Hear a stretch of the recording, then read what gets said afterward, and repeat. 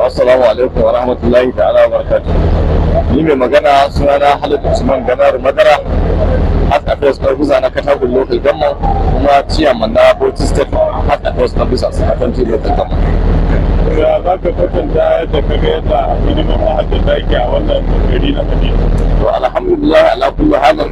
muna miƙa godiya ga Allah Ubangiji subhanahu wata'ala da kowa da komi, kuma muna miƙa godiyar mu da jinjina na musamman wa mai girma gwamnan jihar Bauchi Sanata Bala Abdulkadir Muhammad a wajen Bauchi da wata jagon Hadimul Islama da tijar arziki wadda duk abin da ake yi a nan birnin Madina alhadar kowace jiha 36 a Najeriya, kula da abubuwan abin da suke nan birnin Madina. Kowane kasar in ka je na mahajjata za ka samu na gwamnatocin da sun gabata da kowace jiha saboda irin hali da suke cikin nutsuwa, walwala, jin daɗi tun daga yadda suka kuma samun kula daga sassanin alfafi na jiha har zuwa airport a tashin sai sauka a nan birnin Madina. Muna cikin kulawa a kan abin da ya shafi kula da kiwon lafiya da kuma irin ma'amalai da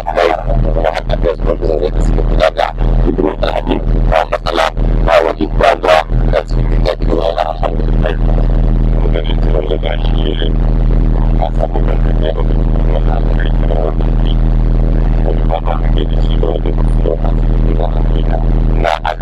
Allah Ubangiji ya yi musamman da wani musulmai wadda su ne gana gana da su ne gana masu addu'ar Allah Ubangiji ya kaddara mai wasu na da kuma na da su samu wani da ba su samu hali a wannan kasa da kuma